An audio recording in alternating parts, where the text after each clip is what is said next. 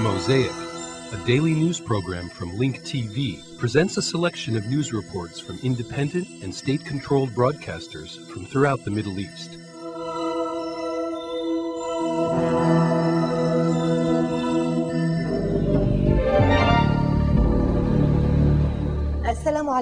Peace and blessings of God be upon you.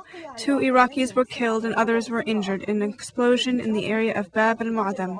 The explosion took place at a chemical storage facility while U.S. soldiers were inside, leading to the death of 2 American soldiers and the destruction of several military vehicles.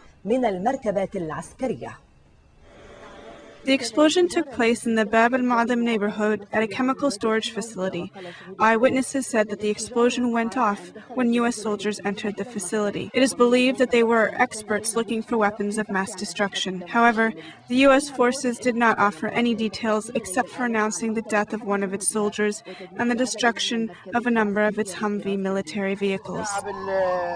At 10:30, the explosion went off in the plant as the Americans were entering. 2 Iraqis were killed and others were injured, including children, in the explosion that also destroyed a home near the site of the incident. Meanwhile, U.S. forces arrested a young Iraqi man who was trying to pull a machine gun from one of the military vehicles. The U.S. forces sealed off the region as a helicopter hovered over the area while angry young men shouted at it in the name of the leader, Muqtada al-Sadr. In northern and southern Baghdad, 8 American soldiers were injured in a series of attacks that targeted U.S. forces. The United Nations Human Rights Committee produced a watered-down statement on the humanitarian crisis in Darfur, Sudan. A decision was made not to condemn Khartoum despite U.S. efforts to produce a more strict resolution. Negotiations between the rival parties in Darfur resumed in an attempt to put an end to the one-year civil war, which has claimed the lives of more than 10,000 people and forced hundreds of refugees to flee to the neighboring country of Chad. The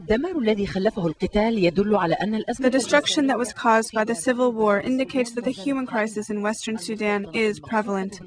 Mass exoduses from the region are evident in the bombed settlements, hospitals, and abandoned schools. Thousands of settlers fled the fighting in Western Sudan, leaving behind ghost towns. Women and children were dispersed along the 600-kilometer border adjacent to neighboring Chad. They sleep under the sky on the dirt and take cover under the trees. This makes it very difficult for rescue workers to locate them, pushing them to travel for hours on sandy roads looking for new refugees.